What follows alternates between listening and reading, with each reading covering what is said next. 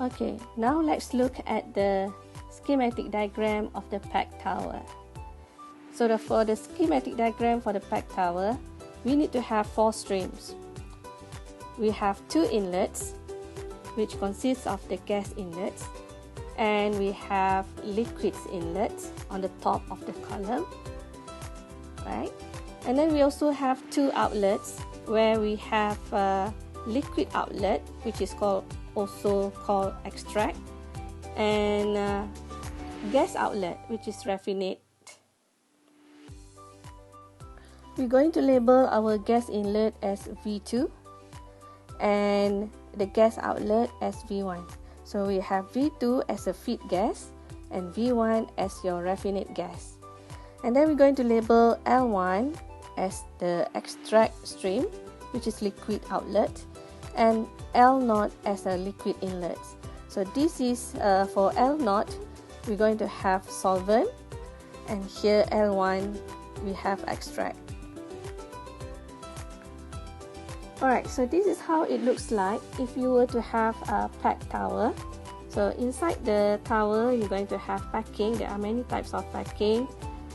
You have a packing factor for different types of packing inside. So why do we need this packing? We need this packing to increase the contact between, or the contact area between the gas and the liquid that we have. Okay, remember that you have the definition before. It's required to have vapor or gas and liquid in contact. Okay, so the liquid will be fed from the top of the column, and it will flow downwards due to the gravitational force.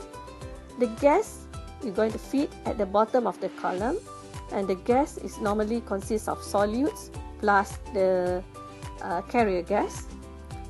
So they must be in contact with the liquid. Alright, so what if the process occurred smoothly?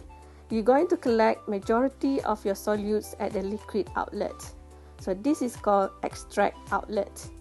Okay, and the rest of the solute will be released at the gas outlets. So by doing this process, you're going to clean the gas. For example, you're going to clean carbon dioxide in the carrier gas, or maybe you would like to clean the sulfur dioxide from the flue gas. So majority of the sulfur dioxide will be removed through the liquid outlet. Okay, so this is how you draw the schematic diagram of the gas absorption column or pack column. So you have V2, you have V1, L0 and L1. So inside the column, we're going to have a packing system.